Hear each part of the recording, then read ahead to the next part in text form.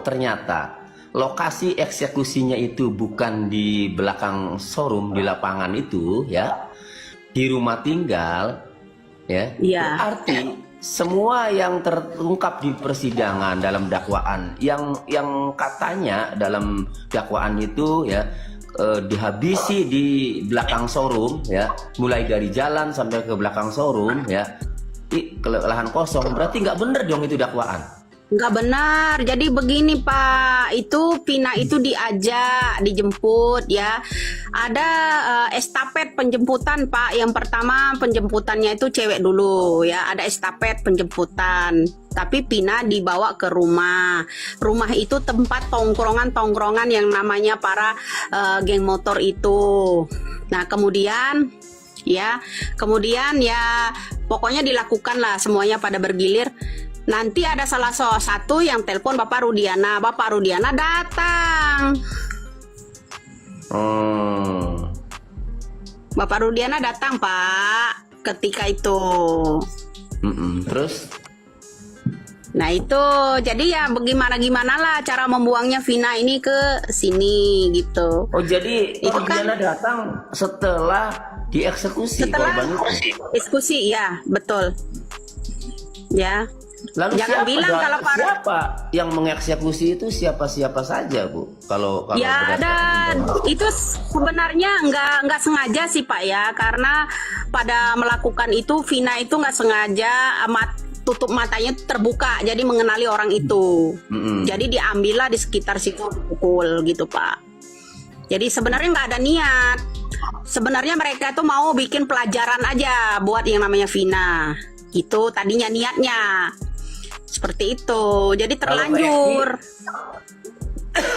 Kalau ke Eki? Yang mana? Kalau ke Eki? Iya. Si itu. Eki. Ya kalau ke Eki ada niat nggak untuk dihabisi?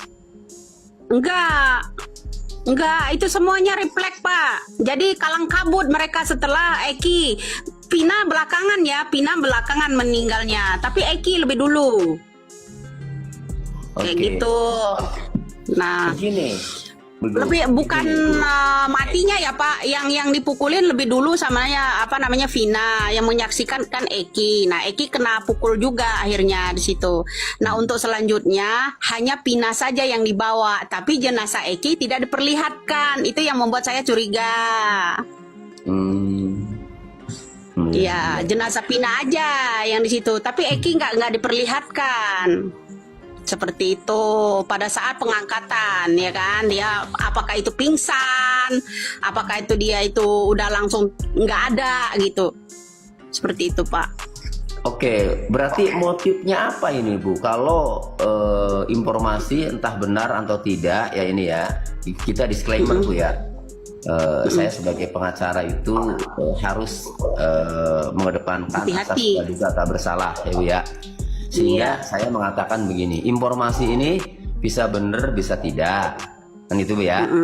Nah informasi yang seperti ini yang bisa benar bisa tidak ini ya, kalau kemudian Pak Rudiana itu tadi dikatakan bahwa tahu skenario-nya karena tadi dikasih tugas ke AF, lalu apa motifnya kalau seorang Rudiana itu seorang ayahnya kan Bu ya, lalu kok tiba-tiba ayah tirinya ya.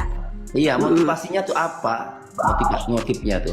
Nah itu dia yang menjadi pertanyaan di situ kita, motivasi Pak Rudiani apa gitu kan, diawali dari masalah narkoba itu ya Pak ya. Jadi seperti itu diawali semuanya dari narkoba ya Pak. Itu yang saya tahunya itu berjarak hanya beberapa bulan dari penangkapan narkoba itu. Ya yang di Pelabuhan Cirebon itu. Betul.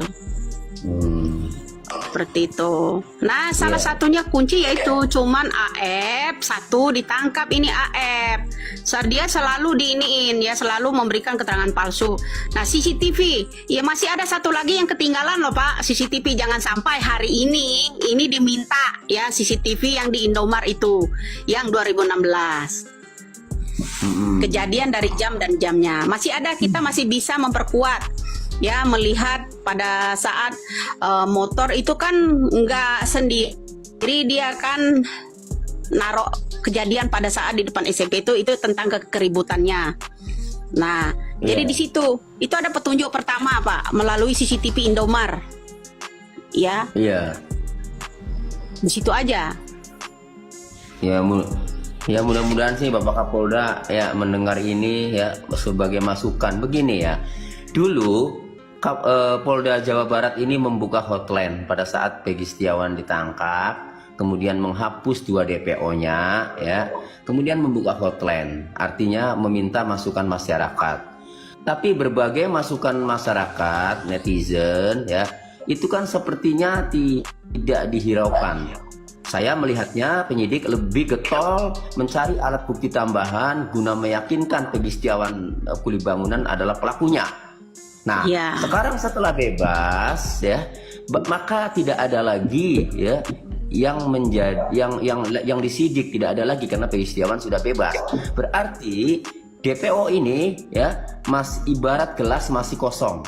Nah, sekarang saatnya penyidik ya dalam hal ini melalui Bapak Kapolda menerima masukan-masukan netizen, termasuk masukan-masukan yang disampaikan Ibu Widya ini. Kan itu. Pertama gini ya, ada sahabat Pak Tony, saya potong dulu sebentar. Pertama juga ada teman kita yang namanya Biorka ya di sini, orang-orang ini. Kalau memang Kapolda ya istilahnya menerima masukan dari netizen ya, mengamati netizen ini ya, itu sebenarnya bagus. Karena apa? Salah satu teman kita Biorka itu dia akan melalui ya caranya, diantaranya CCTV bisa menampilkan, nah seperti itu. Ya apa salahnya Bapak Kapolda Jawa Barat itu ya menerima masukan seluruh netizen ini gitu. Dilihat. Ya, dan harus, karena tidak ada alasan karena Peggy Setiawan udah bebas, berarti kan Bapak Kapolda lakukan penyelidikan mulai dari nol ya. Iya, karena betul. Begini, kenapa sih saya katakan Bapak Kapolda ini harus menyelidiki dari nol? Berdasarkan BAP Rudiana yang saya dapat waktu tahun 2016. Iya. Bapak Rudiana ini mengamankan 7 pelaku ya berdasarkan informasi dari AEP ya, itu tanpa adanya alat bukti, tanpa adanya bukti-bukti bahwa 7 orang itu melakukan tindak pidana, belum dilaporkan ke polisi, belum melalui penyelidikan, belum melalui penyidikan.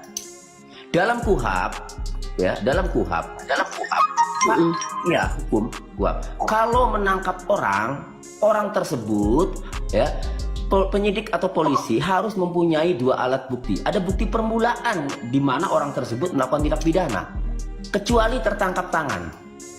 Ini tidak tertangkap tangan. Kejadian tanggal 27 Agustus 2016 baru ditangkap oleh Pak Rudiana itu ya tanggal 31 Agustus 2012 jam 12 siang berdasarkan informasi dari AEP. Artinya kalau tidak tertangkap tangan harusnya dilakukan penyelidikan dulu, lapor polisi dulu dong. Ini sih enggak, berdasarkan BAP yang saya terima ya, Pak Rudiana ini menangkap dulu 7 orang itu, karena kalau Rivaldi kan udah di dalam satu nih, menangkap dulu 7 orang itu berdasarkan informasi dari AF, kemudian diinterogasi ya, kemudian baru dilaporkan jam 6:30 malam dengan jawaban pada nomor 5 dalam BAP-nya. Penyidik menanyakan, siapa saudara tahu pelaku, identitas para pelaku, disebut langsung secara gamblang oleh Pak Rudiana dalam jawabannya. Adapun pelaku pembunuhan Pina Eki ini adalah 1 Eko Ramadhani, 2 bla bla, terus sampai 11 orang. Bayangkan, Pak Rudiana tidak mengetahui langsung, tidak berada di TKP, bahkan dia tahunya dikabari oleh anggotanya ya. Itu anggotanya salah satu namanya. Anggotanya salah satu namanya yang saya tahu itu Ibtu Hasan ya Pak, kala itu.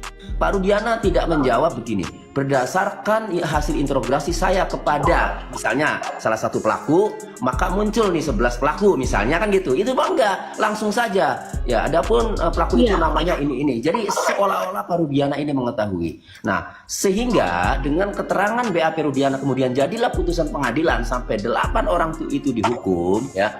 Menurut saya ini janggal. Dan kemudian yang kedua, dalam putusan pengadilan atas nama 8 terpidana, ya Bu, itu